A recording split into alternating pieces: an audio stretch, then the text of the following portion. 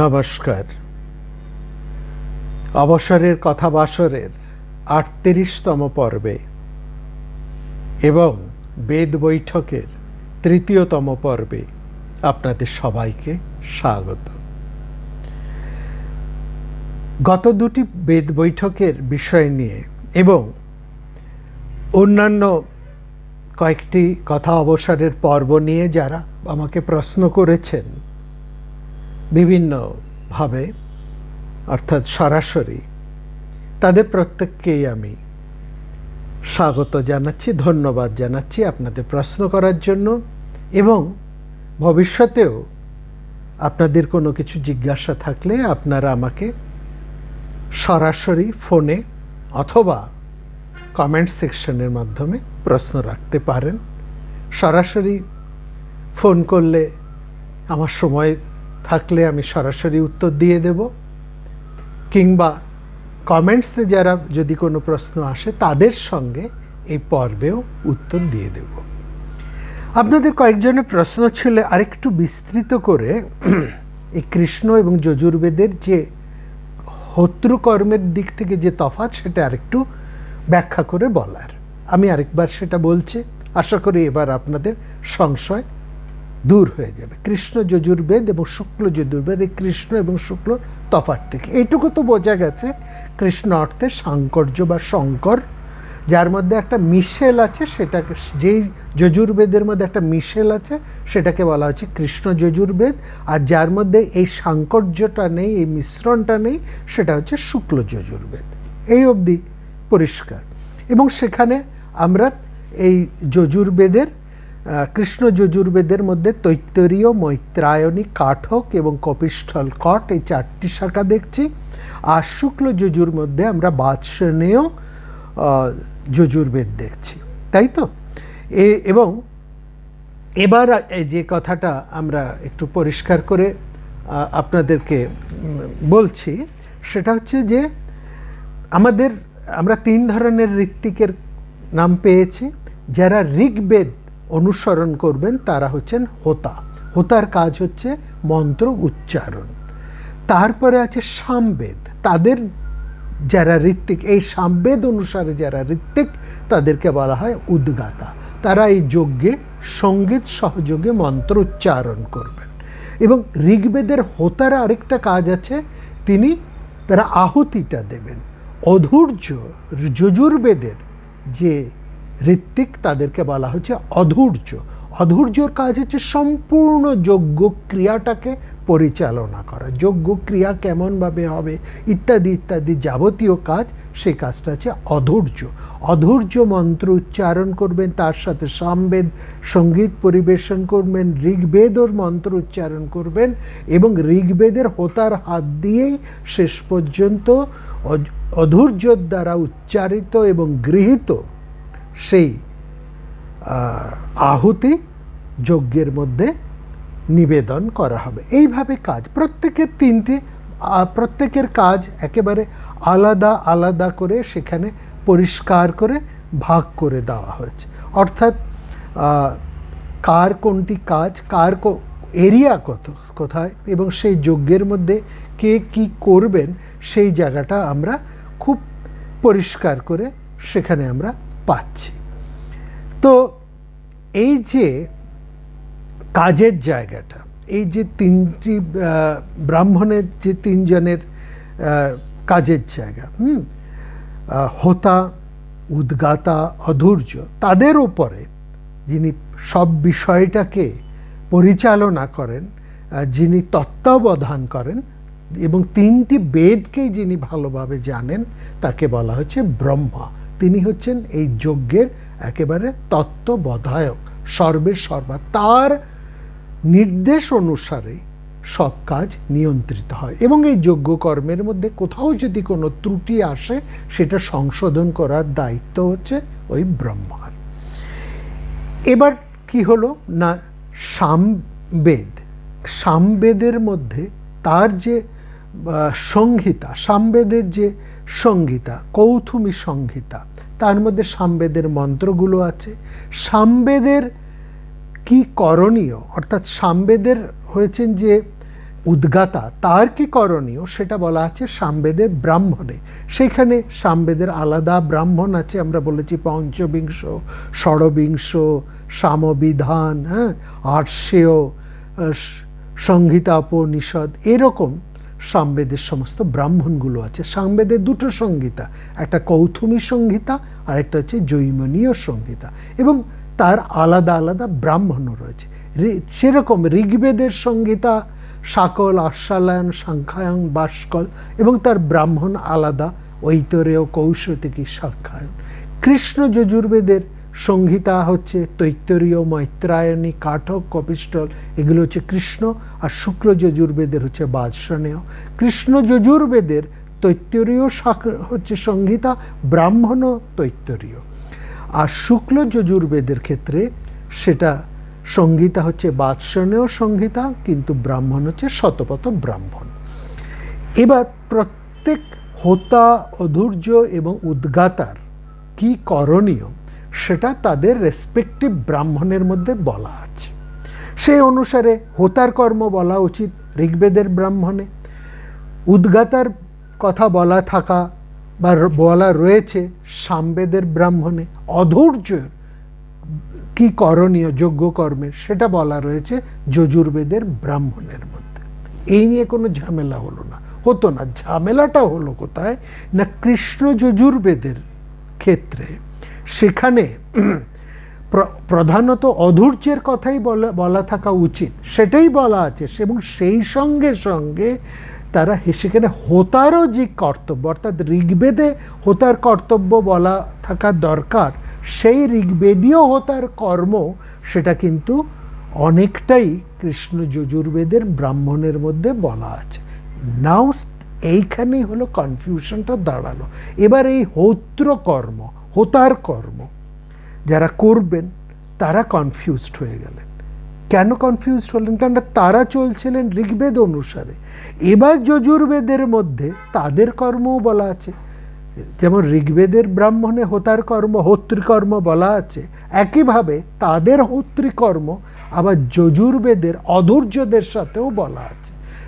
এইবার তারা কনফিউজড হয়ে গেলেন যে তারা ঋগ্বেদ অনুসারে কাজ করবেন না যজুর্বেদ অনুসারে কাজ করবেন। কেউ কেউ ঋগ্বেদ অনুসারে কাজ আরম্ভ করলেন, কেউ কেউ যজুর্বেদ অনুসারে কাজ করলেন। তা তো হবার কথা নয়। যে কোনো প্রত্যেক বেদ তিনটে তার আলাদা আলাদা ঋত্বিক, তিনজনের কাজ আলাদা আলাদা বলা।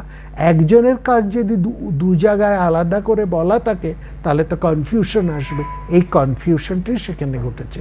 এই যে কনফিউশন, অর্থাৎ একটা মিশ্রণ হয়ে আছে, হোত্রীকর্ম সেখানে অধূর্যের কর্মের সাথে মিশ্রিত হয়ে গেছে। এই মিশ্রণ সংকর্যের জন্যই এই যজুর্বেদকে বলা হচ্ছে কৃষ্ণ যজুর্বেদ।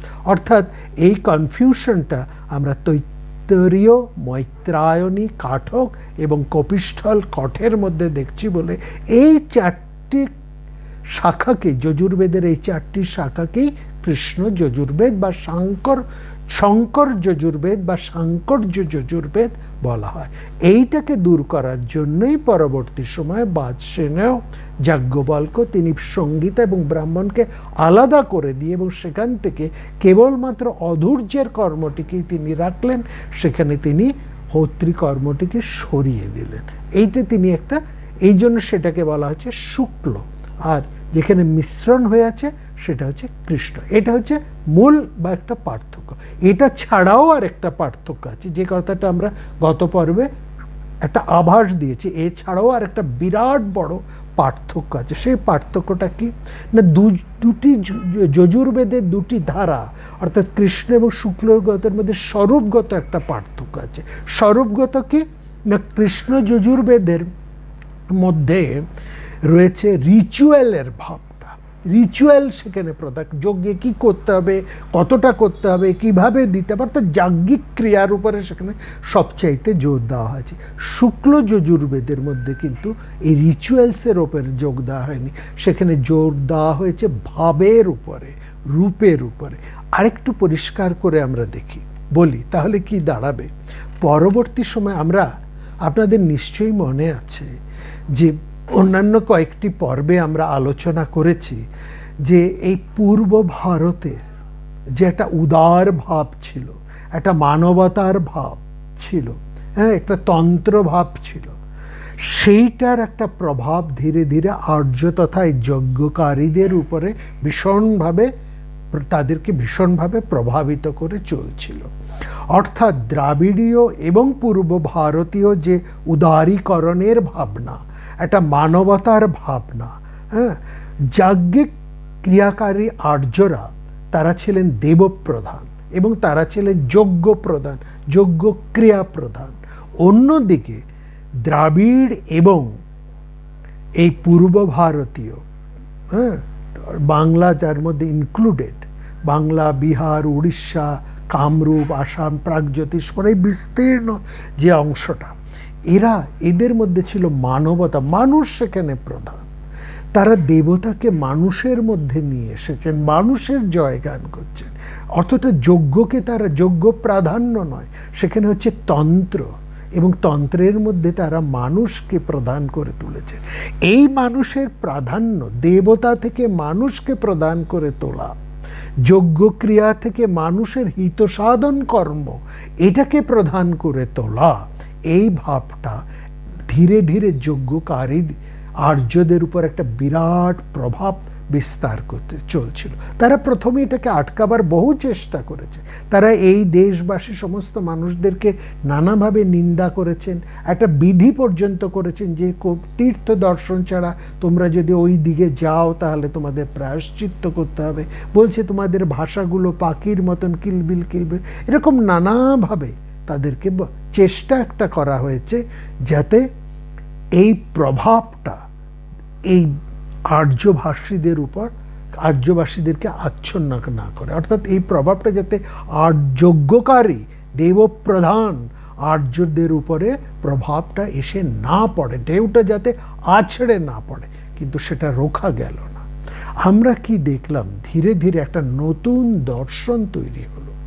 সেখানে কি হলো, আসলে এই যে তিন ধরনের কর্ম আমরা গত পর্বে আলোচনা করেছি, একটি নিত্যকর্ম, একটি নৈমিত্তিক কর্ম এবং অপরটি হচ্ছে কাম্যকর্ম। এরা বলা হলো যে মানুষ, তারা বলছেন নতুন দর্শন বলছে, দেখো দেখো নিত্য এবং নৈমিত্তিক কর্ম সবাইকে করতেই হবে, কারণ তুমি যখন দেহ ধারণ করেছো, এই পৃথিবী থেকে রূপ, রস, গন্ধ, বর্ণ ইত্যাদি আহরণ করছো, এই সমাজে বাস করছো, তখন এই জনসাধারণের প্রতি, এই পৃথিবীর প্রতি, এই প্রকৃতির প্রতি, মানুষের প্রতি তোমার কিছু দায়বদ্ধতা আছে। এই দায়বদ্ধতার জন্য কর্তব্য বুদ্ধি হেতু তোমাকে নিত্য এবং নৈমিত্তিক কর্ম করতেই হবে বেঁচে থাকার জন্য, তোমার ঋণ শোধের জন্য। জন্মমাত্রই তুমি যে পঞ্চ ঋণে আবদ্ধ হয়ে যাচ্ছ, সেই ঋণ শোধের জন্য তোমাকে নিত্য এবং নৈমিত্তিক কর্ম করতেই হবে। পঞ্চ ঋণ কি সেটা তো আমরা আলোচনা করেছি বিস্তৃতভাবে।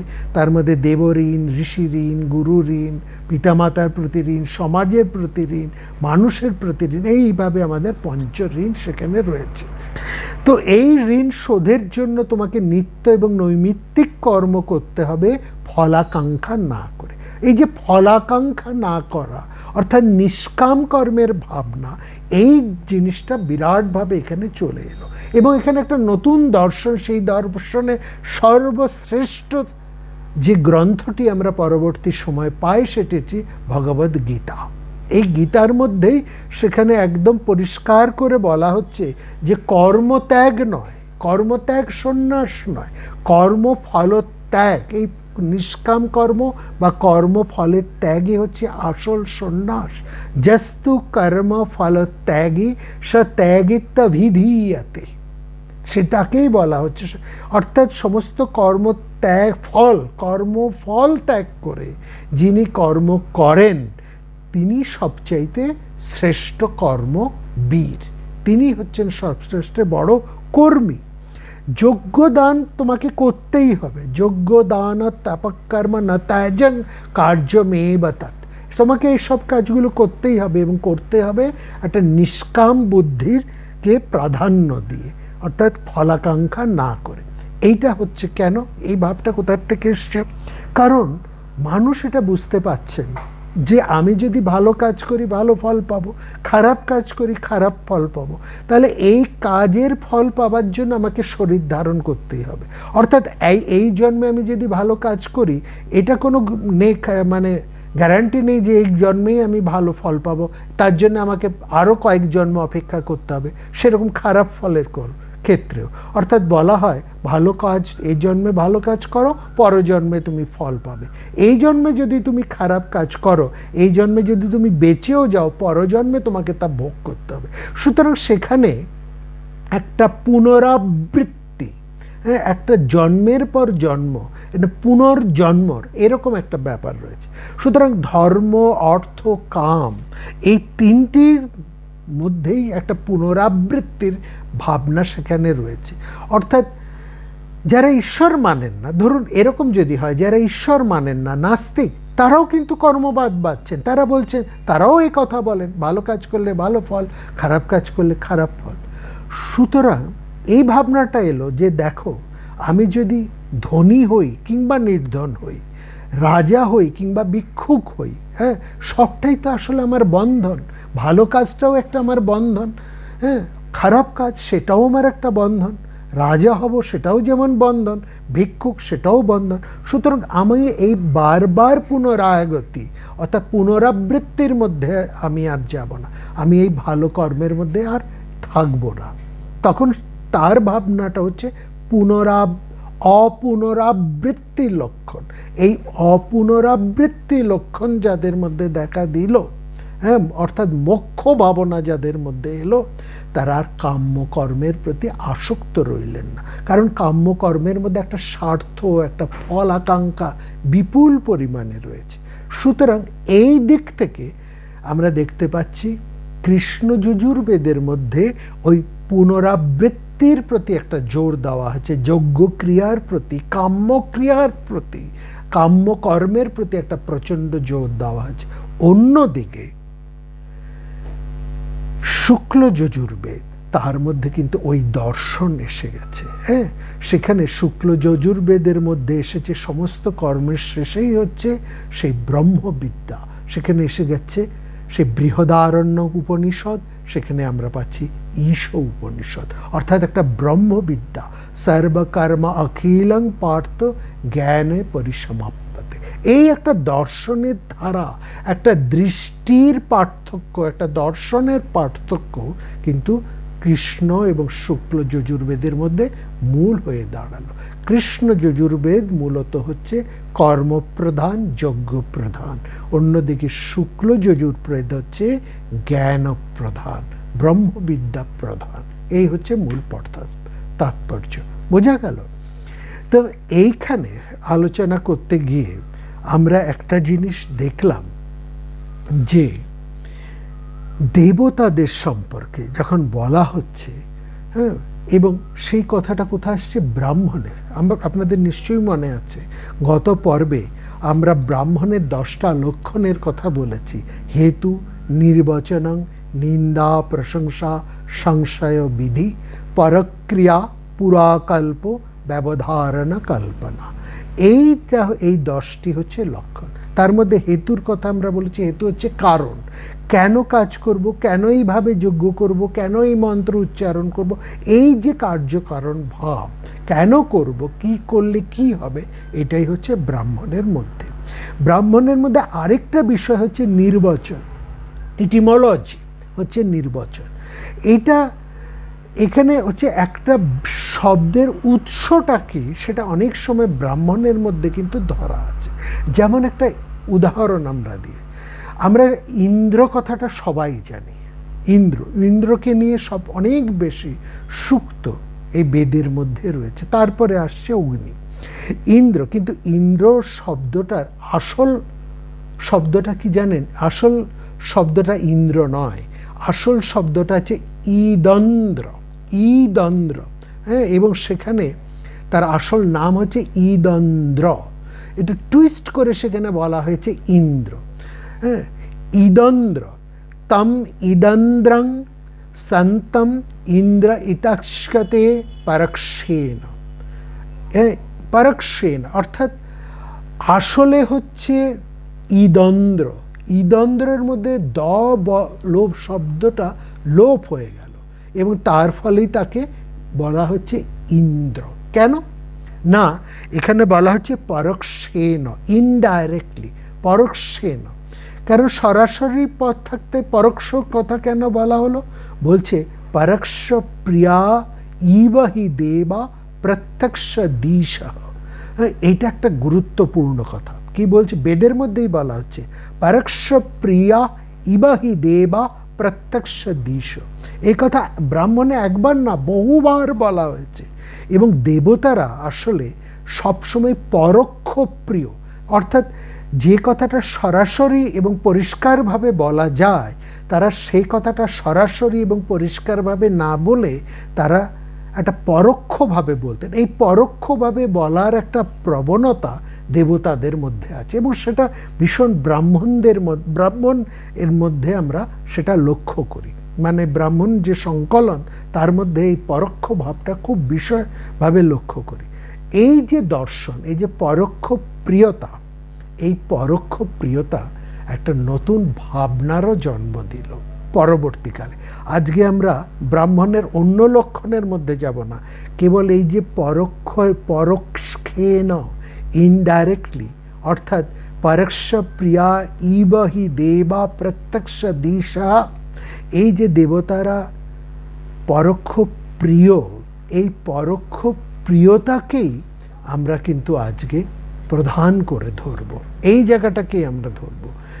এবং এইখান থেকে আমরা একটা নতুন দর্শন, বেদের মধ্যে, উপনিষদের মধ্যে একটা নতুন ভাব, নতুন দর্শন, নতুন রূপ আমরা কিন্তু এখানে আমরা পাচ্ছি। সেটা কি?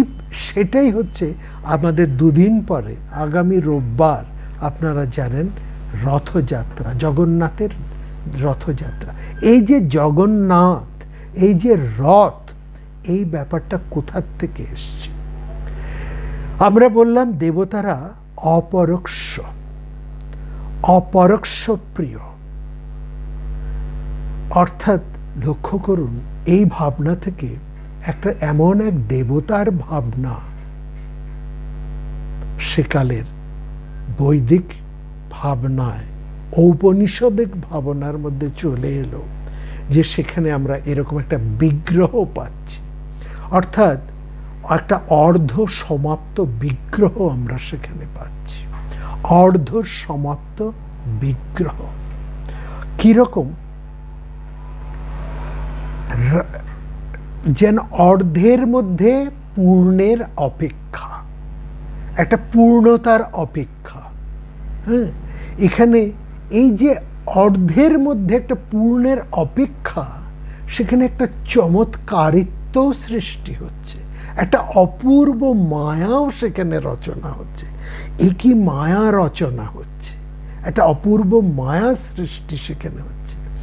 এবং সেখানে যে দেবতার মূর্তিটি আমরা পাচ্ছি, যে দেব মূর্তি সেখানে কল্পিত হচ্ছে, হ্যাঁ, সেটিকে আমরা যেমন এই জগন্নাথের মূর্তি পাচ্ছি, এই জগন্নাথের মূর্তি অনেক পরবর্তী পৌরাণিক মূর্তি, কিন্তু বৈদিক সমাজের মধ্যে, বৈদিক সাহিত্যের মধ্যেও আমরা কিন্তু এরকম একটি ওই অর্ধ সমাপ্ত বিগ্রহ, অর্ধের মধ্যে পূর্ণের একটা অপেক্ষাও আমরা পাচ্ছি।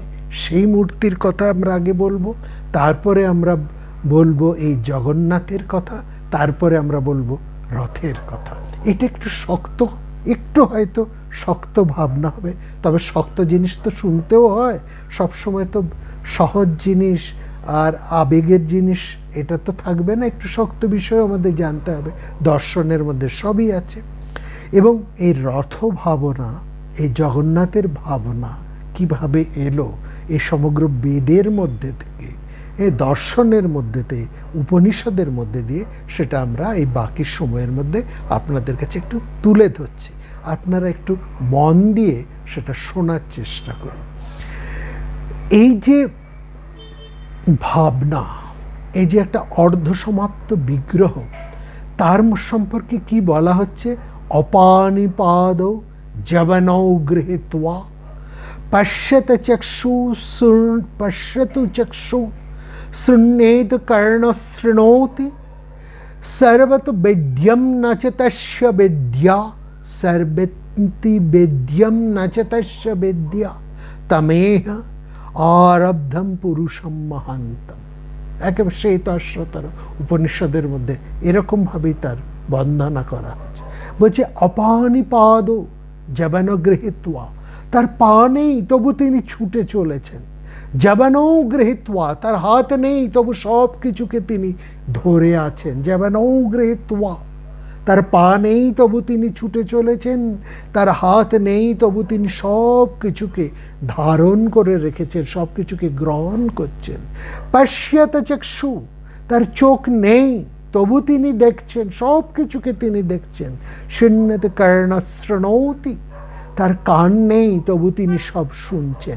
এমন এক যে বিগ্রহ, এমন এক যে মহামহিম, পা নেই তবু তিনি ছুটে চলেছেন, সর্বত্র তিনি উপস্থিত। হাত নেই তবু তিনি সব কিছু ধারণ করে আছেন, সব কিছুকে গ্রহণ করছেন। তার চোখ নেই তবু তিনি সব কিছুরই দ্রষ্টা, তার কান নেই তবু তিনি সব কিছু শুনছেন। হ্যাঁ, সর্বেতি বেদ্যম, তিনি সব কিছুকে জানেন। সর্বেতি বেদ্যম, এ সংসারের সব কিছুকে তিনি জানেন। নাচতাস্য বেদ্যা, কিন্তু তাকে কেউ জানতে পারে না। তিনি সব কিছু জানেন কিন্তু তাকে কেউ জানতে পারে না। নাচতাস্য বেদ্যা তমাহ আরব্ধম পুরুষং মহান্তম, সেই মহান্তম পুরুষ মহান্তম, সেই মহানকে আমরা বন্দনা করি। সেই মহানকে বন্দনা করেই আমরা আজকের এই কথা আরম্ভ করছি। দেখুন, এই যে অসমাপ্ত ব্যাপারটা, যেখানে ঈশ্বর যেন অপূর্ণত্বের মধ্যে পূর্ণত্বের প্রকাশ ঘটাচ্ছেন, অপূর্ণত্বের মধ্যে দিয়ে তিনি প্রকাশ ঘটিয়ে চলেছেন বলে, এবং এই অপূর্ণত্বের মধ্যে একটা অর্ধ সমাপ্তের মধ্যেই তিনি পূর্ণত্ব প্রতিষ্ঠা করবেন বলেই যেন এই সংসারে এই রকম একটা মহামহিম বিগ্রহ নিয়ে তিনি উপস্থিত হয়েছেন।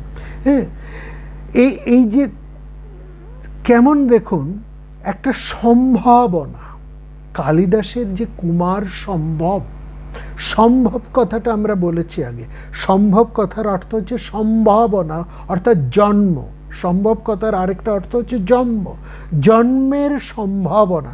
সেটা কিন্তু কালিদাস পূর্ণ করে বলেননি, অর্থাৎ কুমার সম্ভবের মধ্যে দিয়ে তিনি একটা আভাস দিয়ে রাখছেন যে এখানে একটা বিরাটের জন্ম হতে চলেছে, যিনি দেবরক্ষক, দেবকুলকে যিনি রক্ষা করবেন, এরকম একটা বিরাট শক্তির সম্ভাবনা যেখানে ঘটতে চলেছে, সেই রকম তিনি একটা আভাস দিয়ে গেলেন কুমার সম্ভবের মধ্যে দিয়ে।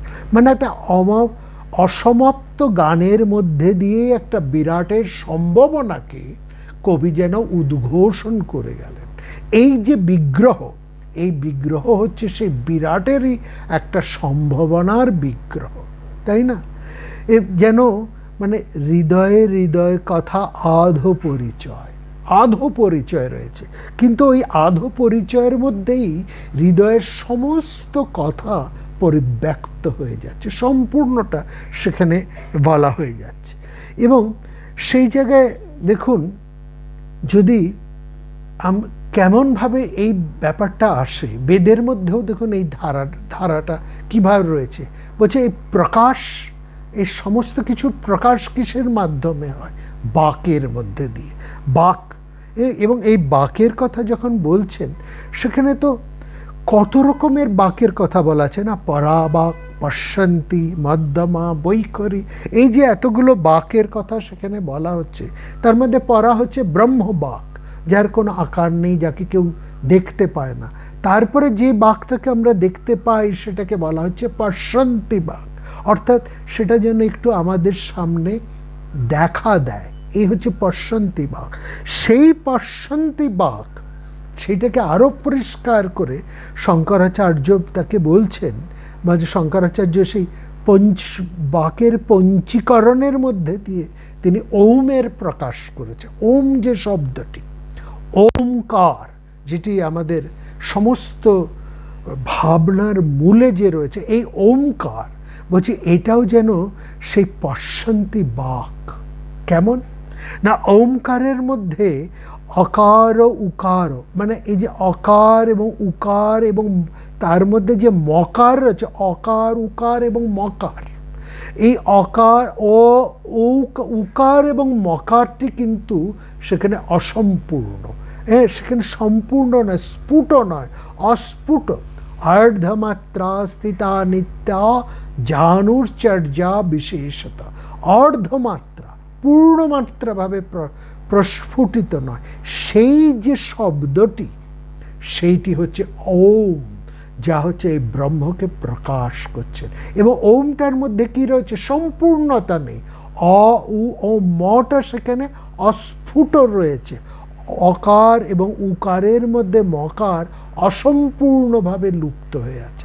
এই অসম্পূর্ণতার মধ্যে দিয়ে যেটা বলতে চাইছেন শঙ্করাচার্য, যেটা আমাদের বুঝতে হবে, এই অসম্পূর্ণ বাক্যের মধ্যে দিয়ে, এই অসম্পূর্ণ শব্দোচ্চারণের মধ্যে দিয়েই সে সম্পূর্ণ বৃহৎ ব্রহ্মকে যেন তিনি যেন এর মধ্যে দিয়ে প্রকাশিত হচ্ছেন। যেমন আরেকটি উদাহরণ আমরা দিতে পারি, কত রকমের জপ, তার মধ্যে সবচাইতে শ্রেষ্ঠ জপ কোনটি, মানস জপ। মানস জপের মধ্যে বলছে উপাংশ জপ হচ্ছে, উপাংশু জপ হচ্ছে শ্রেষ্ঠতম জপ। উপাংশু জপ মানে যে জপটি, মানস জপ কোনো শব্দ বেরোচ্ছে না, কিন্তু উপাংশু জপের মধ্যে একটা অর্ধস্ফুট, আট ফোঁটা শব্দ যেন বেরিয়ে আসছে, স্পষ্ট নয়, অস্ফুট, অস্ফুট শব্দ, সম্পূর্ণ স্ফুটন নয়, অস্ফুট। এই অস্ফুট উচ্চারণই হচ্ছে শ্রেষ্ঠ জপ, সেটাকে বলা হচ্ছে উপাংশু জপ। অর্থাৎ সেরকম পশ্যন্তি বা প্রথম হচ্ছে অস্ফুট প্রকাশিত প্রস্ফুটিত বাক।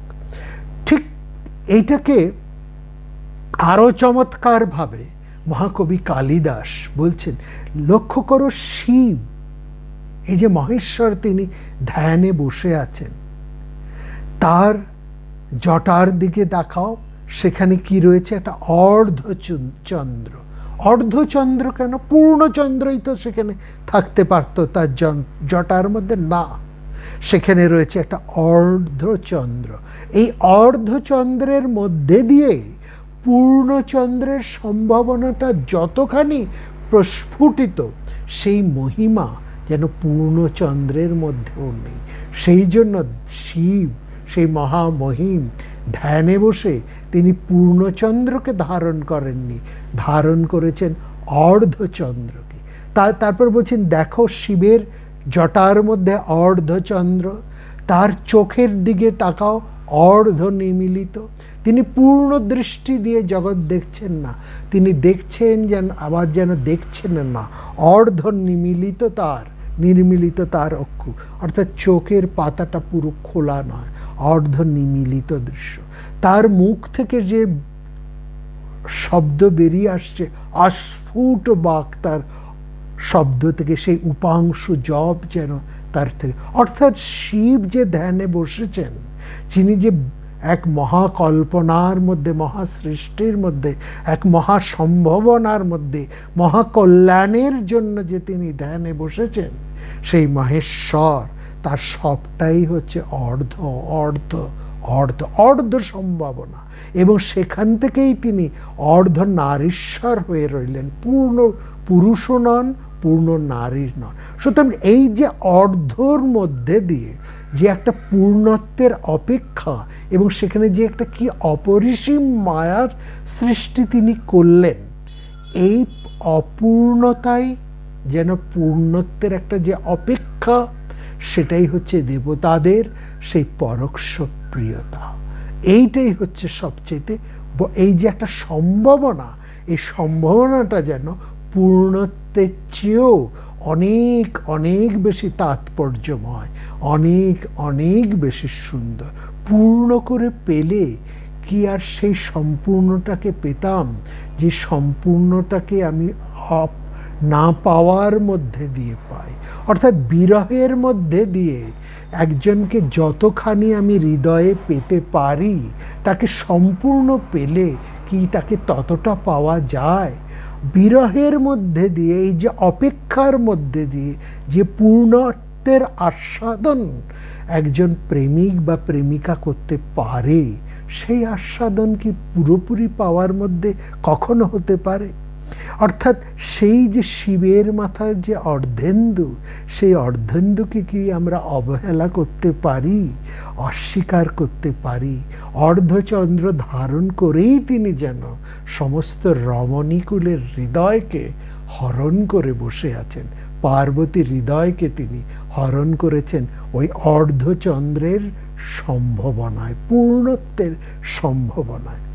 এবং শুধু তাই নয়, এই যে আমরা বলছিলাম এই যে সম্ভাবনা, এই সম্ভাবনাটা যেন অনেক পূর্ণত্বের ইঙ্গিত দিচ্ছে। এবং এই ক্ষেত্রে আমরা যে বিগ্রহের কথা বলছি, এই বিগ্রহ দেখুন, যজ্ঞ মানে বেদের মধ্যে কোনো বিগ্রহ পূজা নেই। বেদের মধ্যে দেবতার অবয়বের কল্পনা আছে, সেখানে কিন্তু কোনো দেবতার সামনে আসছেন না। দেবতার প্রতিনিধি হয়ে অগ্নি সেখানে উপস্থিত। অগ্নি হচ্ছেন সংযোগকারী, দেবতা এবং ভক্তের মাঝখানে, উপাস্য এবং উপাসকের মাঝখানে দাঁড়িয়ে আছেন অগ্নি। তিনি সেই হব্যকে বহন করে নিয়ে যাচ্ছেন সেই প্রিয়তমের কাছে, প্রিয়ের কাছে, প্রেমিকের তরফ হতে, সাধকের কাছ থেকে সাধ্যের কাছে, ভক্তের কাছ হতে দেবতার কাছে নিয়ে যাচ্ছেন এই অগ্নি। এবং তিনি অগ্নি যেটা নিয়ে যান, তার মধ্যেও একটা যেন অর্ধ ভাবনাকেই তিনি পূর্ণ করতে করতে নিয়ে চলেছে। এবং এই রূপকল্পনার মধ্যে, বৈদিক ভাবনার মধ্যে, আমরা যে জগন্নাথের যে রূপকল্পনা, যে ভাবনা, সেই ভাবনা তো পৌরাণিক ভাবনা। এবার প্রশ্ন হতেই পারে, বৈদিক ভাবনার মধ্যে, বৈদিক সাহিত্যের মধ্যে কি এরকম কোনো রূপকল্পনা আছে? খুব আছে। সূর্য, সূর্য হচ্ছে জ্যোতিষত্তম, জ্যোতির জ্যোতি, একেবারে প্রত্যক্ষ দেবতা হচ্ছেন সূর্য। তার রথের সারথি, তিনি প্রতিদিন ভোরে রথে করে, ঋষিরা কল্পনা করছেন সূর্য তার সোনার রথে এই বিশ্ব সংসারের পথে তিনি বেরিয়ে পড়েন। সেই রথের সারথিকে অরুণ। অর্থাৎ লক্ষ্য করবেন, সূর্যের রথের যে সারথি তার নাম হচ্ছে অরুণ। বলা হয় অরুণের দুটো হাঁটুই নেই, একটা অসম্পূর্ণ, অর্থাৎ হাঁটুর এই পর্যন্তই, হাঁটুর পর থেকে তার হাঁটুই তার নেই, একটা অর্ধ দেহ নিয়ে তিনি বসে আছেন।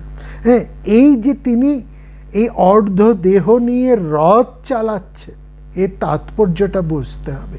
এই বৈদিক ভাবনার এই যে একটা অপূর্ণত্বের রূপময়তা আমরা এর মধ্যে দেখলাম, অরুণের মধ্যে দিয়ে দেখলাম, এটা কি কি ইয়ে করছে, তার তাৎপর্যটা কি, নিহিত অর্থটা কি, কি ইঙ্গিত করছে?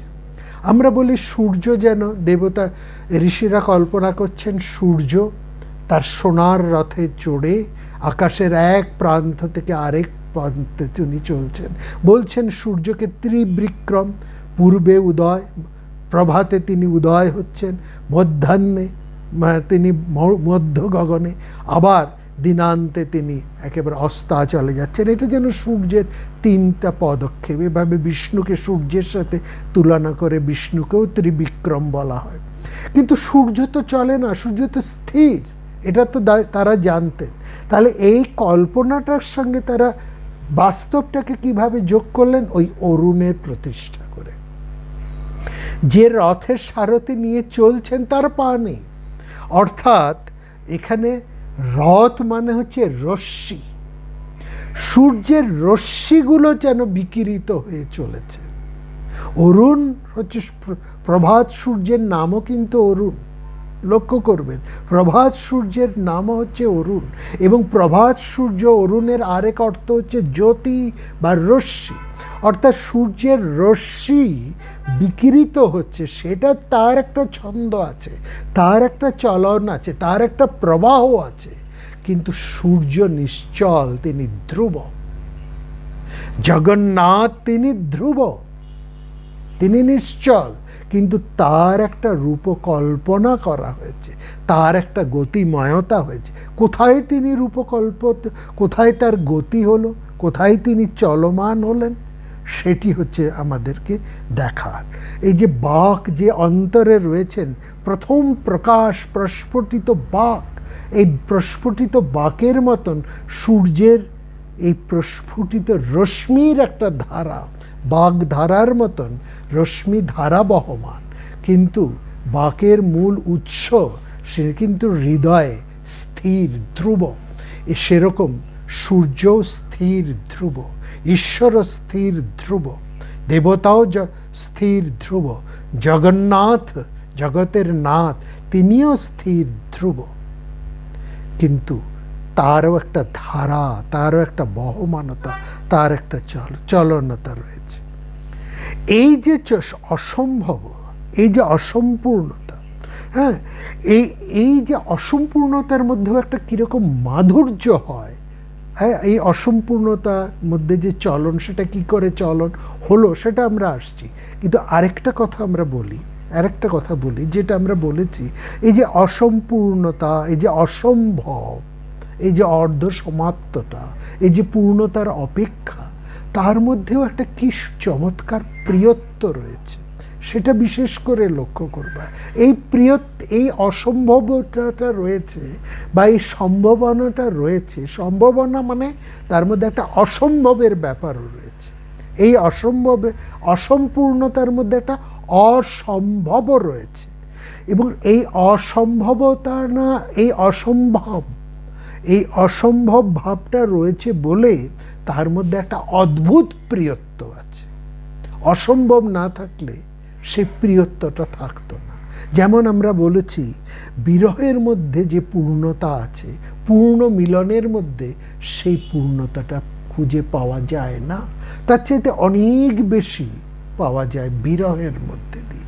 বিরহের মধ্যে দিয়ে একজন প্রেমিক বা একজন প্রেমিকা তার প্রিয় পদকে যতটা পান, যতটা নিবিড় করে পান, পূর্ণ মিলনের মধ্যে দিয়ে তা পাওয়া যায় না, তা ততটা পেতে পারে না। পূর্ণ মিলনের সঙ্গে পূর্ণচ্ছেদটাও কিন্তু সঙ্গে সঙ্গে চলে আসে। বিরহের মধ্যে কোনো পূর্ণচ্ছেদ কখনোই ঘটে না, ঘটতে সেটা পারেই না। পুরাণকারেরা এই ভাবটা নিয়ে কি অপূর্বভাবে রামচন্দ্রের চরিত্রকে মধ্যে সেটা স্থাপন করেছেন। রামচন্দ্র, তার সম্পর্কে বলা হচ্ছে, এবং রামচন্দ্রের এই কথা কেবল রামায়ণের মধ্যে নেই, রামকথা বা যেটা মহাভারতের মধ্যেও রয়েছে, সেখানেও এই কাহিনীটি রয়েছে। এবং সেখানেই এটা বিশেষ করে দেখানো হয়েছে, যুধিষ্ঠিরকে দেখানো হয়েছে যে রামচন্দ্র, তার মধ্যে যে একটা অসম্ভব ক্রিয়া রয়েছে, তার জন্যেই তিনি কিন্তু প্রিয়। কি সেই অসম্ভব কর্মটি? রামচন্দ্রকে বলা হয় তিনি পূর্ণ জ্ঞানী, পূর্ণ ব্রহ্ম। এটা যদি আমরা বাদও দিই, তিনি একজন শ্রেষ্ঠ রাজা, বুদ্ধিমান রাজা, জ্ঞান সমস্ত কিছু রয়েছে তার। যদি লৌকিক দিক থেকে দেখি, কিংবা যে দৃষ্টি থেকে আপনি দেখুন, দেবতা হিসেবে দেখুন, ঈশ্বর হিসেবেই দেখুন, বা একজন ইতিহাসের দৃষ্টিতে একজন ক্ষত্রিয় রাজা হিসেবে যেভাবেই দেখুন, তার মধ্যে একটা পূর্ণত্ব, একটা জ্ঞানত্ব সেখানে রয়েছে। কেউ তাকে মূর্খ বলবে না। এমন একজন পূর্ণ মানুষ, এমন একজন জ্ঞানী পুরুষ, তিনি কি করলেন না, তার স্ত্রীর অনুরোধে, অসম্ভব জেনেও তিনি স্বর্ণমৃগের প্রতি ছুটে গেলেন। এই যে তিনি, এটা অসম্ভব, স্বর্ণমৃগ হতে পারে না, এটা জেনে একজন পূর্ণ জ্ঞানী, একজন পূর্ণ বয়স্ক, একজন পূর্ণ স্থির, পূর্ণ বুদ্ধিমান, পূর্ণ প্রাজ্ঞ মানুষ, যেদিক থেকে আপনি তাকে বলুন না কেন, তিনি এই অসম্ভবের পথে দৌড়লেন। কেন কেন তিনি দৌড়লেন? কারণ তার স্ত্রী বলেছেন বলে। আর এইটি তিনি যদি না করতেন, আর এটা তিনি করেছেন বলেই তিনি যেন অনেক বেশি জানকী বল্লভ হয়ে গেছেন। এটা যদি তিনি না করতেন তাহলে তার প্রিয়ার প্রতি তার প্রিয়ত্ব এতখানি কি প্রকাশ পেত? রামচন্দ্রের অনেক নিন্দা আমরা করতে পারি, কিন্তু ভালো করে লক্ষ্য করবেন রামচন্দ্রের এই জায়গাটা বিশেষ করে লক্ষ্য করুন, কতখানি স্ত্রীর প্রতি তার অনুরক্ত ভালোবাসা প্রেম থাকলে একটা অসম্ভব কাজ জেনেও তিনি প্রাণ হাতে করে এত বড় একটা বিপদের সম্মুখীন হয়ে গেলেন। এবং সেটা করেছেন বলেই তো সীতাহরণ, লঙ্কা কাণ্ড, হ্যাঁ, রাবণ বিজয়, এই সব কটা ঘটলো, রামায়ণটার সৃষ্টি হলো। এই এই এই অসম্ভব থেকেই তো। এই অসম্ভবের মধ্যে যেটা আমরা বললাম, এই অর্ধ সমাপ্তের মধ্যেই যেন পূর্ণত্বের একটা প্রকাশ সেখানে বীজের মধ্যে, ওই অর্ধ সমাপ্ত ওই সংক্ষিপ্ত বীজের মধ্যেই একটা বিরাট মহিরুহ লুকিয়ে আছে। অর্থাৎ পূর্ণতার অপেক্ষা রয়েছে ওই রামচন্দ্রের অসম্ভব কর্মে। খুব ভালো করে আমাকে এটা আপনারা বলুন, রামচন্দ্র সম্পর্কে অনেক আলোচনা, অনেক সমালোচনা আপনারা করেন, তার উত্তর আমাদেরকে নানাভাবে দিতে হয়, দিয়েও এসেছি। কিন্তু এই জায়গাটা আপনারা আমাকে বলুন, এই অসম্ভব কর্মটি শ্রী রামচন্দ্র যদি না করতেন, এবং করেছেন একমাত্র তার স্ত্রীর প্রতি ভালোবেসে, এটা যদি তিনি না করতেন তাহলে কি এই রামায়ণটি আপনারা পেতেন? এই মহাকাব্যটি কি রচনা হতো? সেখানে সীতাহরণ হতো না, সেখানে লঙ্কা বিজয় হতো না, সেখানে রাবণ বধ হতো না, এবং আপনাদের তার পরবর্তী আলোচনা সমালোচনার কোনো জায়গাই সেখানে থাকতো না। সুতরাং এই যে অপূর্ণতার একটা অপেক্ষা, সেটা যে কত মধুর হতে পারে, এটা হচ্ছে তার একটা উদাহরণ। অর্থাৎ রামচন্দ্রের পত্নী প্রেম এখানে কত চমৎকার করে ভেবে উঠেছে। এই জায়গার থেকেই আমরা এবার যদি একটু বৈদের মধ্যে আসি, সেখানে আমরা দুটো শব্দ পাই, রহ এবং স্থ। রহ মানে হচ্ছে ব্রহ্ম, স্থ শব্দের অর্থ হচ্ছে অধিষ্ঠিত। ব্রহ্ম যেখানে অধিষ্ঠিত সেটা হচ্ছে রস্থ, বা সেটাকে বলা হচ্ছে রথ। রথে স্থিত, রথ মানে এই দেহ, দেহে যিনি স্থিত সেই আত্মা বা পরমাত্মা, তার কথাই এখানে। এই রথ ভাবনা অনেক প্রাচীন ভাবনা, বৈদিক ভাবনা। রথ নামক দেহের মধ্যে স্থিত হয়ে আছেন অচল রূপে পূর্ণ ব্রহ্ম। প্রকৃতি যোগে তিনি সচল বিগ্রহ হয়ে উঠলেন। এটাই হচ্ছে আধুনিক রথ, যে রথটাকে আমরা পৌরাণিক রথ বা পরবর্তীকালে এই যে জগন্নাথের রথ বা দেবতাদের রথ, মানে শুধু জগন্নাথ কেন, বহু দেবতাকে এখন রথে বসিয়ে না হয়। আমরা এই যেখানে দক্ষিণে আছি, যেই জায়গায়, এখানে একটি মাদুরাম্মার টেম্পল আছে। মাদুরাম্মা হচ্ছে এখানকার একজন লৌকিক দেবী, সময় পেলে আমরা সেটা বলবো। দ্রাবিড়, অত্যন্ত দ্রাবিড় একজন দেবী, গ্রামীণ দেবতা, তাকে রথে করে আনা হয়, একটা বিরাট রথের অনুষ্ঠান। এরকম সমস্ত দেবতাকেই, সমস্ত মন্দিরে সব দেবতাকে এরকম রথে করে এক জায়গা থেকে আরেক জায়গায় এই যে রথে নিয়ে আসছেন, তার মানে রাস্থ, রথে ব্রহ্ম অধিষ্ঠিত। অর্থাৎ যিনি অচল, যিনি পূর্ণ ব্রহ্ম, প্রকৃতি যোগে সচল। প্রকৃতি হচ্ছে দেহ, দেহ প্রকৃতির মধ্যে অচল, তিনি সচল হয়ে ওঠেন। এই দেহের রথের মধ্যে স্থিত হয়ে এই অচল বিগ্রহ প্রকৃতি যোগে তিনি সচল হয়ে ওঠেন। এবং সেই জন্যেই আমরা এখানে একটি কথা বলা হয়, একটি মন্ত্রের মধ্যে সেখানে বলা হয়, রথস্থং বামনং দৃष्ट्वा পুনর্জন্ম না বিদ্যতে। এই রথের মধ্যে বামনকে যিনি দেখেছেন তার আর পুনর্জন্ম হয় না। এইটাকে একটু আমাদের ব্যাখ্যা করেও দেখতে হবে। এইটি একদম সম্পূর্ণ সেই বৈদিক ভাবনাকেই তুলে নিয়ে আসা হয়েছে। সেই বৈদিক ভাবনার লৌকিক বা পৌরাণিক বা লৌকিক তার ক্রিয়া বা ব্যবহার বা তার উল্লেখ আমরা এখানে পাচ্ছি। বামন, বামন মানে হচ্ছে যে ছোট ছোট। বামন শব্দের অর্থ হচ্ছে অসম্পূর্ণ বৈদিক ইয়েতে বামন শব্দের অর্থ হচ্ছে অসম্পূর্ণ, ডোয়ার্ফ যাকে বলা হয়, পূর্ণ হলো না, তার সব কিছুই আছে কিন্তু অসম্পূর্ণ, একটা অর্ধ সম্পন্ন। এই বামন ভাবনা উপনিষদের ভাবনা থেকে এসছে। উপনিষদের মধ্যে এই বামন ভাবনাটা এসছে। কীভাবে আসছে আমরা সেটাকে একটু ধীরে ধীরে আপনাদের কাছে তুলে ধরছি। আমাদের বলা হয়, হ্যাঁ, যার রথ, এই রথে যিনি অধিষ্ঠিত, অর্থাৎ এই রথে যিনি অধিষ্ঠিত তিনি হচ্ছেন রথী।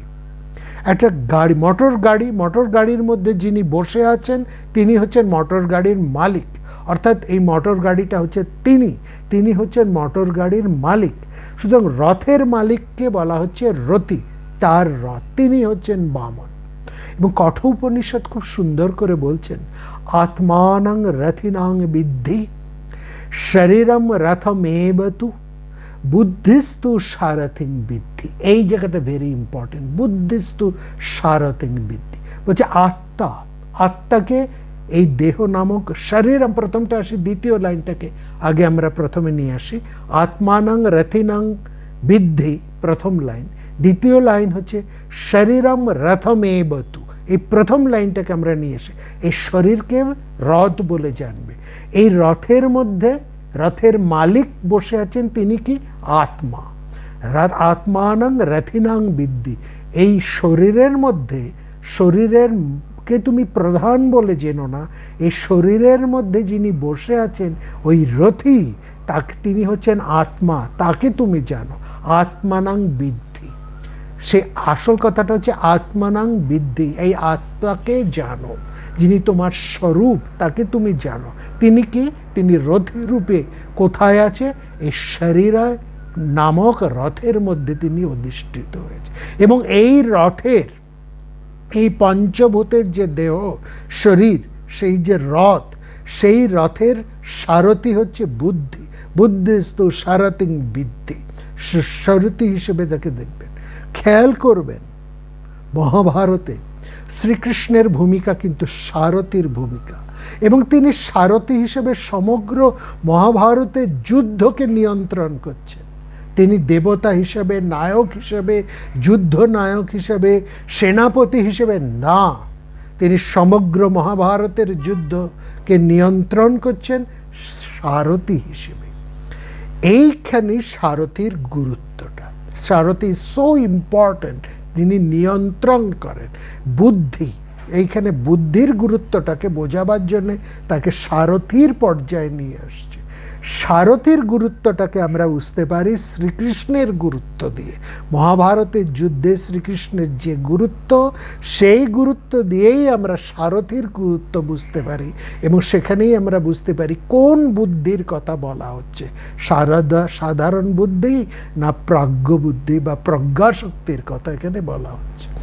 আত্মা বলতে এখানে কিন্তু জীবাত্মা, যিনি দেহরূপ জীবের মধ্যে অবস্থান করছে। আত্মানং রথিনাং বিদ্ধি, আর সেই রথের সারথি হচ্ছেন বুদ্ধি। মন হচ্ছে লাগাম, মন কি? সংকল্পক বিকল্পাত্মক মন। কখনো এই সংকল্প করছে এটা করব, পরক্ষণে বলছে না এটা না ওইটা করি। অর্থাৎ মন সবসময় একটা চঞ্চল, মনের মধ্যে একটা সংকল্প বিকল্প হচ্ছে। এই যে সংকল্পক এবং সংকল্প বিকল্প চলছে, এটা না এটা, ওভাবে না ওভাবে, এটা না সেটা, এদিকে না ওদিকে, এই যে একটা তার মধ্যে অস্থিরতা, সেই অস্থিরতাকে, সেই অস্থির মনকে কে স্থির করে? বুদ্ধি।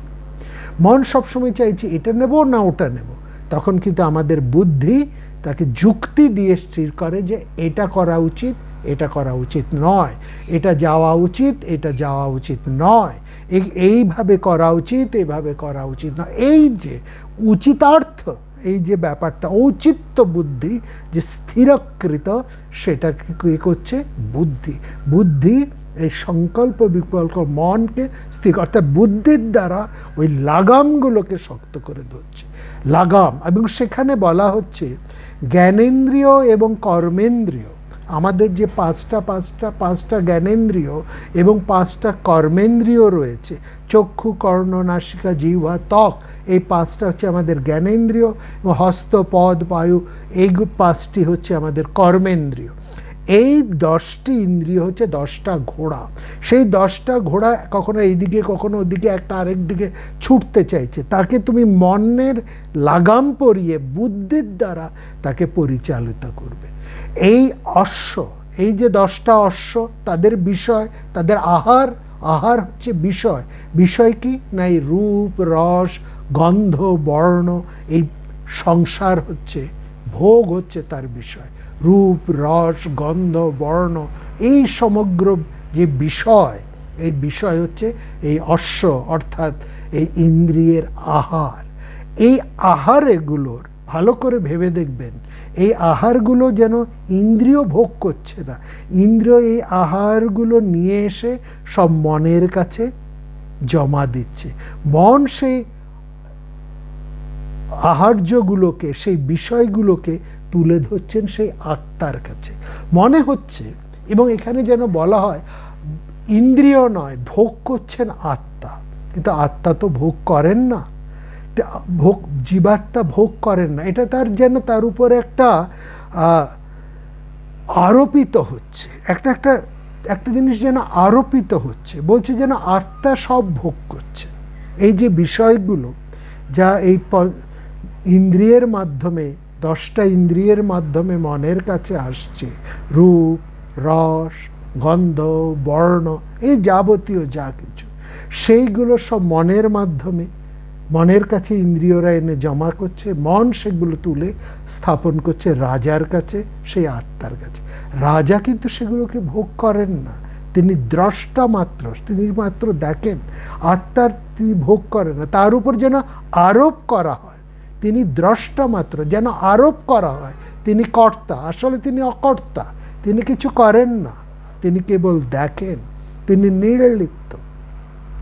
হ্যাঁ, যেমন উপনিষদের মধ্যে খুব সুন্দর করে এই জায়গাটা বলা হচ্ছে, দয়া সপূর্ণ সখায়া সযুজ্জা। দুটি পাখি, সপূর্ণ মানে দুটি পাখি, দুটো পাখি সখার মতন এক এক বৃক্ষের মধ্যে বসে আছে, একটি খাচ্ছে আরেকটি খায় না। একটা আসনান মানে আসনাতি মানে খাওয়া, একজন খাচ্ছে আরেকজন অনস্নান, সে খায় না, সে শুধু দেখে। সে দেখছে একটা পাখি খাচ্ছে, সেখান থেকে সে মিষ্টি খাচ্ছে, আহা আহা করছে, কখনো তেতো খাচ্ছে, সে মতো থুথু করে ফেলে দিচ্ছে। আরেকটা পাখি চুপচাপ দেখছে, অর্থাৎ একজন দ্রষ্টা আরেকজন ভোক্তা, এই যে দুটি পাখি দেখে যাচ্ছে। হ্যাঁ, কিন্তু সেই যে পরমাত্মা তিনি নির্লিপ্ত, তিনি সেই দ্বিতীয় পাখিটি, তিনি ভোগও করেন না, সব কিছু তার সামনে মন উপস্থাপন করেন, তিনি শুধু দেখেন। যেমন দেবতাদের সামনে আমরা আমাদের পছন্দ মতন ভালো মন্দ সমস্ত কিছু তার সামনে নৈবেদ্য রাখি, বলা হয় দৃষ্টিভোগ। তিনি যেন দর্শন করেন, আমরা সব কিছু তার কাছে নিবেদন করে দরজাটা বন্ধ করে বেরিয়ে আসি, তিনি যেন সেগুলোকে দর্শন করেন, দ্রষ্টা, দৃষ্টিভোগ তার, এরকম তিনি দ্রষ্ট। এই যে দর্শন করছেন তিনি, তিনি ভোক্তা নন। তাহলে এইগুলো আসলে সব কিছুই মন গ্রহণ করছে। এবার এই মনকে কে কন্ট্রোল করছে? এই রথের সারথি কে? মন তো লাগাম, তাকে কে শক্ত হাতে ধরেছে? বুদ্ধি। এখানে কোন বুদ্ধির কথা বলা হচ্ছে? নিশ্চয়ই সাধারণ বুদ্ধি নয়, সৎ বুদ্ধি। শ্রীকৃষ্ণ সেই রথের লাগামটা তিনি ধরে আছেন তার প্রজ্ঞা শক্তি দিয়ে, তার ক্ষাত্র শক্তি দিয়ে নয়। যুদ্ধে তিনি কিন্তু অস্ত্র ধারণ করেননি, তিনি ধারণ করেছেন লাগাম মাত্র, লাগাম ধরে আছেন, অস্ত্র ধারণ করেননি তিনি, এটা বুঝতে হবে। তো এইখানে বুদ্ধি মানে সৎ বুদ্ধি। সৎ শব্দের অর্থ যেমন বর্তমান, তেমনি সৎ শব্দের অর্থ প্রজ্ঞা, সৎ শব্দের অর্থ পারঙ্গমতা, পারঙ্গম, এটাকেও কিন্তু বোঝায়। এই পারঙ্গমতার কার আছে, কার মধ্যে থাকে না? যার মধ্যে সেই ধী শক্তি আছে, এই ধী শক্তিকে বলা হচ্ছে প্রজ্ঞা। অতএব সাধারণ বুদ্ধির কথা এখানে বলা হচ্ছে না। একজন প্রজ্ঞাবান সারথি, তিনি তার অশ্বগুলোকে অর্থাৎ ইন্দ্রিয়গুলোকে নিয়ন্ত্রণ করার জন্যই প্রথমে তিনি কি করেন, তার মনটিকে শক্ত হাতে ধরেন। চঞ্চলং হি মনং কৃষ্ণ প্রমাথি বলবদৃঢ়ম। একেবারে এই চঞ্চল মনকে প্রথমেই একজন স্থিরভাবে ধরেন। মনকে যদি স্থির করা যায় লাগাম পরিয়ে, তাহলে কি হয়, মনটা কি, সেখানে উপনিষদের মধ্যে বৈদিক ভাবনার মধ্যে বারবার বলা হয়েছে মন হচ্ছে একটা দর্পণের মতন, মুকুরের মতন, দর্পণ আয়নার মতন। সেই আয়নাটাকে আগে স্থির করা হয়, তাকে যাতে সেটা সবসময় এই নানান যে ইন্দ্রিয়ের উপাচার তার মধ্যে এসে পড়ছে, রূপের, রসের, গন্ধের, শব্দের, বর্ণ, এই যে এসে পড়ছে তার মধ্যে, তাতে মনটা বিক্ষিপ্ত হচ্ছে। বিক্ষিপ্ত হচ্ছে মানে তার মধ্যে একটা চঞ্চলতা হচ্ছে, তার মধ্যে একটা কম্পন হচ্ছে। সেই কম্পিত চঞ্চল মুকুরকে, দর্শনকে, আয়নাকে আগে স্থির করা হচ্ছে। স্থির করা হলে তার মধ্যে সেই আত্মার, যিনি মনের পেছনে বসে আছেন, তার ছায়াটি সেখানে পড়ে। হ্যাঁ, তার ছায়াটি সেখানে এসে পড়ে। সে তখনই আত্মদর্শন হয়, তাকে আমরা দেখতে পাই। অর্থাৎ সেই মনটা যুক্তেনা মানসা সাহা, তখন সেই মনটা যুক্ত হয় কার সাথে, পরমাত্মার সাথে। সেই পরমাত্মা কোথায়, সেই তিনি সেই শরীরের মধ্যেই, এই দেহের মধ্যেই তিনি অবস্থান করছেন। তাকে তখন দেখা যায়। তাকে দেখার জন্য অন্য কোথাও ছুটতে হয় না, বাইরে কোথাও যেতে হয় না। তিনি আমার মধ্যেই যে বসে আছেন, এটি আমি তখন উপলব্ধি করতে পারি। তার সঙ্গে সাক্ষাৎ ঘটে, সাক্ষাৎকার হয়, তাকে আমরা স্পষ্টত দেখতে পারি, চাক্ষুষ দেখতে পারি, তারপর আমরা স্পষ্টত তাকে আমরা অনুভব করতে পারি, উপলব্ধি হয় যখন আমার মনটা স্থির হয়। এই স্থির মন কিসের ভাবে হয়, সদ্বুদ্ধির দ্বারা। সদ্বুদ্ধির দিকে, উল্টো দিকে যে মনের, উপনিষদে দুটো কথাই বলা আছে, সৎ মনের কথা বলা আছে, অসৎ মনের কথাও বলা আছে। সৎ মনের কথা অর্থাৎ সেই প্রজ্ঞাবান, সেই সংযত মন, সেই সংযত বুদ্ধির কথা, সংযত প্রজ্ঞাবান বুদ্ধির কথা এখানে বলা হলো। সেরকম সেই অসৎ সারথি, যার সেই বুদ্ধি নেই, হ্যাঁ, তার ইষ্ট অনিষ্ট বোধ থাকে না, ভালো মন্দ জ্ঞান নেই, অর্থাৎ তিনি বিজ্ঞানবান নন। তিনি বিজ্ঞানবান নন, তিনি সদা অসুচি। অর্থাৎ যার প্রজ্ঞা নেই সেই সদা অসুচি, সে অবিজ্ঞান, তার বিজ্ঞান নেই। হ্যাঁ, তার সেই পরম পদ পায় না, সেই সংসারের মধ্যেই সবসময় আবদ্ধ থাকে, সংসারের মধ্যে আবদ্ধ থাকে। সংসারটা কি, সংসার বলতে অনন্ত প্রবাহিত জন্ম মৃত্যুর একটা ধারা। অনন্ত প্রবাহিত এই জন্মের মৃত্যুর মধ্যে দিয়েই সে চলতে থাকে। দুঃখ, কষ্ট, ব্যথা, যন্ত্রণা, ক্ষণিক সুখ, অত্যন্ত দুঃখ, এর মধ্যেই সে চলতে থাকে, তার মুক্তি ঘটে না। ইষ্ট অনিষ্ট বস্তু বিবেক, এই শব্দটির অর্থ হচ্ছে পার্থক্য করা, কোনটা আমার ইষ্ট, কোনটা আমার অনিষ্ট, কোনটা আমার ভালো, কোনটা আমার মন্দ। এইটা কিসের মধ্যে দিয়ে আমরা করতে পারি না, সেই বুদ্ধির মধ্যে দিয়ে। কোন বুদ্ধির মধ্যে দিয়ে, সদ্বুদ্ধি। সদ্বুদ্ধি অর্থে সেই প্রজ্ঞা বুদ্ধির মধ্যে দিয়ে, সে বিজ্ঞানের মধ্যে দিয়ে। যার বিজ্ঞান আছে তিনি পার্থক্য করতে পারেন, হ্যাঁ, যার নেই তিনি পারেন না। এই যে রথের মধ্যে, এই দেহের মধ্যে যে দেহী আছেন, তিনি কেমন, তার স্বরূপ কেমন, সেইটি কিন্তু বোঝা যায়। রথ কি, বিজ্ঞান বলছেন, হ্যাঁ, অর্থাৎ অর্থাৎ এই যে রথ, এই রথটি কি না, এই দেহ, পঞ্চভূতের সময় দেহ, এই দেহের মধ্যেই রথী বসে আছে।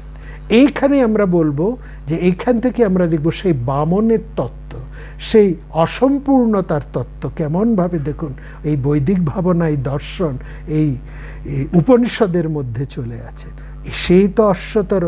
এই যদি আমরা দেখি সেখানে কেমন বলা হচ্ছে, অঙ্গুষ্ঠ মাত্র পুরুষ, তিনি সেখানে অন্তরাত্মা রূপে এই দেহের মধ্যে অঙ্গুষ্ঠ মাত্র, হ্যাঁ, একেবারে ক্ষুদ্র অঙ্গুষ্ঠ, মানে বৃদ্ধাঙ্গুষ্ঠকে দিয়ে বলা, এইটুকু অঙ্গুষ্ঠ মাত্র তিনি এই হৃদদেশে, তার মধ্যে তিনি হৃদয়ের মধ্যে তিনি বসে রয়েছেন।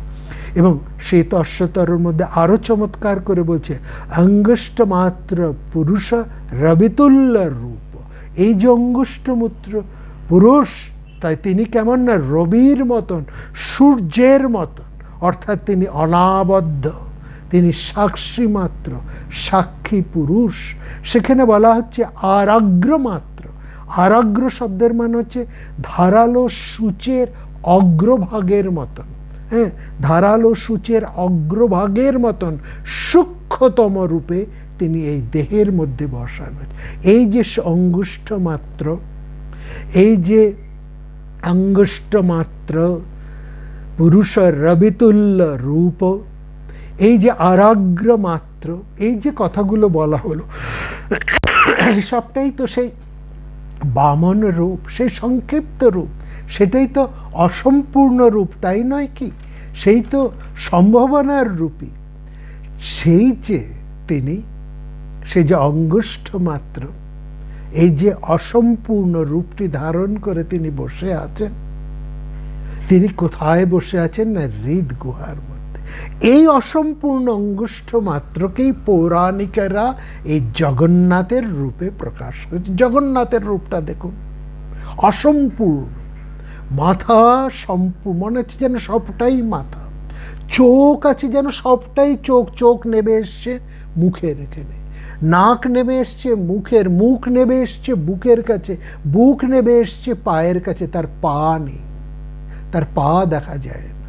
এই যে একটা অসম্পূর্ণ জগন্নাথের রূপ, এই রূপের কথা আমরা আগেও ব্যাখ্যা করেছি। এই যে তিনি সাক্ষী মাত্র, তার মধ্যে বড় বড় দুটি চোখ মাত্র সেখানে রয়েছেন, তিনি সাক্ষী মাত্র সেখানে হয়ে উপস্থিত হয়ে রয়েছেন, হ্যাঁ, সেখানে তিনি দ্রষ্টা মাত্র, সাক্ষী পুরুষ রূপে সেখানে তিনি উপস্থিত রয়েছেন। তিনি রথের মধ্যে রয়েছেন রথী হয়ে, রথে যার রথ তিনি হচ্ছেন রথী, যেমন যার ধন তিনি ধনী, যার ধন আছে তিনি ধনী, যার রথ আছে তিনি রথী, যার জ্ঞান আছে তিনি জ্ঞানী, যার গুণ আছে তিনি গুণী। এই দেহটা আমার নয়, এই দেহ হচ্ছে তার দেহ, এই রথের তিনি হচ্ছেন মালিক, আমি মালিক নই। যেমন যার ধন তিনি ধনী, যে ধনটা ধরে আছে সেই খাজাঞ্চি ওই ধনের মালিক নন, তিনি খাজাঞ্চি, তিনি ধনটা ধরে আছেন মাত্র, কিন্তু মালিক আলাদা, মালিক যিনি তিনি সেই ধনী পুরুষ। গুণীর পিছনে পিছনে অনেক মানুষ চলেছেন, তারা কেউ গুণী নয়, গুণ যার মধ্যে বর্তমান তিনি গুণী। সেরকম এই দেহ এটি আমার নয়, ন মম, এই ন মমত্ব বোঝার জন্য সেখানে বলা হচ্ছে এর মালিক তুমি ন হয়ে, এর মালিক হচ্ছেন সেই দেহী। এই জন্য দেহ এবং দেহী এই কথা বলা হচ্ছে। এই জগন্নাথ হচ্ছেন এই জগতের যেন দেহীস্বরূপ, তিনি পরমাত্মা, তিনি সাক্ষী পুরুষ হিসাবে সেখানে রয়েছেন, তিনি নির্বিকল্প সাক্ষী চেতন মাত্র, তিনি চেতন চৈতন্যময় মাত্র শক্তি, সাক্ষী নিশ্চল, তিনি সাক্ষী, তিনি নিশ্চল ধ্রুব, তিনি চেতন স্বরূপ। সেই জন্য দেখুন সমস্ত দেবতার পাথরের মূর্তি হয়, সোনার মূর্তি হয়, ধাতুর মূর্তি হয়, মাটির মূর্তি হয়, কিন্তু জগন্নাথের কেবল কাঠের মূর্তি, নিম কাঠের মূর্তি। কারণ স্তব্ধ ইব বৃক্ষ, এই উপমাটা সেখানে বৈদিক ভাবনায় সেখানে বলা হচ্ছে স্তব্ধ ইব বৃক্ষ, বৃক্ষের মতন তিনি স্তব্ধ, নিশ্চল, ধ্রুব, সাক্ষী, চেতন, তিনি চৈতন্য স্বরূপ। তিনি কোথার মধ্যে রয়েছেন? রয়েছেন এই গুহার মধ্যে। জগন্নাথের মন্দিরটি দেখবেন একেবারে যেন গুহা মন্দির, গোপুরমের মধ্যে দিয়ে সমস্ত দেবতারা রয়েছেন, যেখানে সেই মন্দিরটি হচ্ছে অন্ধকার, সেখানে একটি প্রদীপ জ্বলছে, সেই হৃদয় গুহার প্রতীক হচ্ছে তার সেই গুহা মন্দির, গর্ভগৃহ। দেবতা যেখানে থাকেন তার কথা বলা হচ্ছে গর্ভগৃহ। গর্ভগৃহ মানে হচ্ছে হৃদয়, অর্থাৎ এই গুহা হচ্ছে শরীর। লক্ষ্য করবেন আরেকটা জিনিস, এই গিরি, গুহা, এই গুহা শব্দটা এর সাথে যেন গুহ্যতা রয়েছে, গোপনভাবে রয়েছে। আমার গোপন হৃদয়ে রয়েছ তুমি, রবীন্দ্রনাথের কবিতার মধ্যে কতবার রয়েছে না, আমারও প্রাণে গভীর ও গোপন মহা, এই যে কি অপূর্ব, এই কি তোমার দেখে কি আমাদের এই অপূর্ব, আমার প্রাণে গভীর ও গোপন, এই যে কি বিরাট তুমি এখানে উপস্থিত রয়েছ। এই যে গোপন, এই যে গুহ্য, গুহ্যাতীত, গুহ্য রূপে তিনি রয়েছেন, সূক্ষ্ম মাত্র হয়ে, অঙ্গুষ্ঠ মাত্র পরিমাণ তিনি হয়ে রয়েছেন, বামন রূপে তিনি রয়েছেন। অঙ্গুষ্ঠ মাত্র পুরুষ মধ্যে আত্মনি তিষ্ঠতি। এই শরীর, আত্মনি মানে কিন্তু আত্মা নয়, আত্মনি শব্দের অর্থ হচ্ছে দেহ। আর অঙ্গুষ্ঠ মাত্র পুরুষ, তিনি অঙ্গুষ্ঠ মাত্র হয়ে, অঙ্গুষ্ঠ এটাকে বলা হয় অঙ্গুষ্ঠ মাত্র হয়ে তিনি আত্মনি, এই শরীরের মধ্যে তিনি তিষ্ঠতি হচ্ছে। আত্মনি মানে শরীর, শরীরের মধ্যে তিনি রয়েছেন। হ্যাঁ, শঙ্করাচার্য কি অপূর্বভাবে তাকে বলছেন, অঙ্গুষ্ঠ পরিমাণং হৃদয় পুণ্ডরিকম। হৃদয় পদ্ম মধ্যে দাঁড়াও, হৃদয় পদ্ম তলে, এই হৃদয় পদ্মের মধ্যে তিনি প্রতিষ্ঠিত। এই যে গুহ্যভাবে রয়েছে, এবং ভালো করে লক্ষ্য করুন বৈয়াকরণরা তাকে কিভাবে ধরছেন। শাব্দিকেরা শব্দের মধ্যে দিয়ে সেই শব্দের পারে যিনি তাকে ধরছেন। বৈয়াকরণদের, ব্যাকরণকে একটা দর্শন বলা হয়, তারা ব্যাকরণের মধ্যে দিয়ে সেই পরমকে ধরছেন। বলছেন এই যে গুহ্য, গুহা, গৃহ, এই যাবতীয় সব কিন্তু একই ধাতু নিষ্পন্ন। গৃহ, গুহ্য, গিরি, সব কিন্তু ওই একই ধাতু নিষ্পন্ন, সব ওই এককেই কিন্তু লক্ষ্য করছে, সেই এককেই কিন্তু নির্দেশ করছে। গুহ্যের মধ্যে দিয়ে সেই গোপন পুরুষকে, সেই অঙ্গুষ্ঠ মাত্র সেই পরমাত্মাকে, সেই হৃদয় পুণ্ডরিককে, সেই পদ্মনাভকে যেমন লক্ষ্য করা হচ্ছে, গুহ্যাতীতের মধ্যে দিয়ে সেই পুরুষকেই লক্ষ্য করা হচ্ছে, উদ্দেশ্য করা হচ্ছে। সেই হৃদয়বাসীর মধ্যে দিয়েও সেই পুরুষকে, সেই অঙ্গুষ্ঠপাত্র পুরুষকে দিয়ে সেই একই পুরুষকেই উদ্দেশ্য করা হচ্ছে। এবং কি চমৎকার করে সার্বভৌম বলছেন তার বন্দনায়, হৃদভৌম কমলাসীন অঙ্গুষ্ঠ মাত্র বংশ পর্ব মধ্যবর্তী অম্বরাত। কি অপূর্বভাবে সার্বভৌম তার একেবারে শঙ্করাচার্যের অনুবর্তী হয়েই যেন বলছে, যেখানে শঙ্করাচার্য বলছেন অঙ্গুষ্ঠ পরিমাণং হৃদয় পুণ্ডরিকম, এই অঙ্গুষ্ঠ পরিমাণ হয়ে তুমি হৃদয় পদ্মে আসীন হয়ে আছো, যাকে রবীন্দ্রনাথ বলছে দাঁড়াও হৃদয় পদ্ম তলে। ঠিক সেই রকমভাবে সার্বভৌমতায় প্রণাম করছেন। হৃদবোম, হৃদয়, বোম শব্দের অর্থ হচ্ছে আকাশ, বোম কথার অর্থ হচ্ছে আকাশ, হৃদয় রূপ আকাশ, এটি যেন হৃদয় আকাশ, হৃদয় রূপ আকাশে কমলাসীন পুণ্ডরিকাক্ষ, ওই একই পদ্মাসীন কমলাসীন পুণ্ডরিকাক্ষ। শঙ্করাচার্য বলেছেন, সার্বভৌম বলছেন কমলাসীন, হৃদবোম কমলাসীন অঙ্গুষ্ঠ মাত্র, তুমি সেই অঙ্গুষ্ঠ মাত্র হয়ে, সেই ক্ষুদ্র রূপে, অসম্পূর্ণ রূপে, একটা সম্ভাবনাময় হয়ে তুমি সেখানে আছো। কিভাবে আছো? অঙ্গুষ্ঠ মাত্র বংশ পর্ব, বংশ পর্ব মানে বংশ মানে বাঁশ, বাঁশের মধ্যে যে গাঁটগুলো হয় এই গাঁটগুলোকে বলে পর্ব। এই যে পর্বগুলোকে যদি আমরা ছেদ করি, দুটো পর্বকে যদি আপনারা যদি বাঁশটাকে আড়াআড়িভাবে কাটেন বা কাটা বাঁশ দেখলে দেখবেন মাঝখানে উপরে একটা গাঁট, নিচে একটা গাঁট, আর মাঝখানটা হলো, বাঁশের পুরোটাই হচ্ছে একটা হলো। হ্যাঁ, সেটাকে বলছে বংশ মধ্যবর্তী অম্বরবৎ। অম্বর মানে আকাশ, অম্বর শব্দের অর্থ আকাশ, বোম শব্দের অর্থ আকাশ, অম্বর শব্দের আকাশ। তুমি সেই হৃদ আকাশে পদ্মাসীন হয়ে অঙ্গুষ্ঠ মাত্র রূপে পদ্মাসীন হয়ে রয়েছ। কীরকম ভাবে? যেন এই বংশমধ্যবর্তী আকাশের মতন, এই বংশমধ্যবর্তী আকাশের মতন তুমি যেমন বিস্তারিত হয়ে সমগ্র আকাশের মধ্যে, এই সম্পূর্ণ জগতের মধ্যে, আকাশ মানে অবকাশ, এই ফাঁকের মধ্যে তুমি ছাড়া আর কিছু নেই।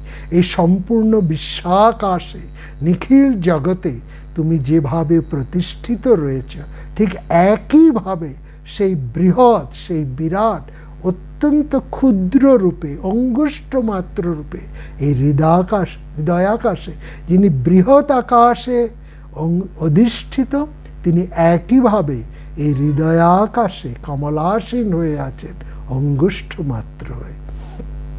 কেমন ভাবে? উপনিষদ তাকে বলছেন কেমন ভাবে তুমি রয়েছ? না এই পঞ্চবায়ুকে নিয়ন্ত্রণ করে। উপনিষদের মধ্যে এই ধারণাটাকে চমৎকার করে বলা হচ্ছে। কঠ উপনিষদ বলছে এই পঞ্চবায়ুকে নিয়ন্ত্রণ করে, মধ্যে বামন আসিনাং, ওই দেখুন একেবারে কঠ উপনিষদ সেই বামন শব্দটি চলে এলো। অর্থাৎ দেহস্থ পঞ্চবায়ুকে নিয়ন্ত্রিত করে বায়ুরূপ এই আকাশের মধ্যে, দেহস্থ আকাশের মধ্যে মধ্যে বামন আসিনাং বিশ্বদেবা উপাসিত, তুমি এই হৃদয়ের মধ্যে, হৃদয়াকাশের মধ্যে এই পঞ্চবায়ুকে, আমাদের শরীরের মধ্যে যত বায়ু আছে, ঊর্ধ্ববায়ু এবং অধোবায়ু, সকল প্রকার বায়ুকে তুমি নিয়ন্ত্রণ করে সেখানে তুমি বামন রূপে, সংক্ষিপ্ত রূপে, সেই অঙ্গুষ্ঠ মাত্র রূপে, এখানে এবং এখানে খুব পরিষ্কার করে বামন শব্দটিকে এখানে উল্লেখ করা হয়েছে। সে বামন রূপে তুমি উপস্থিত, এবং বলছে বিশ্বদেবা উপাসিত, সমস্ত দেবতারা তোমারই উপাসনা করছে।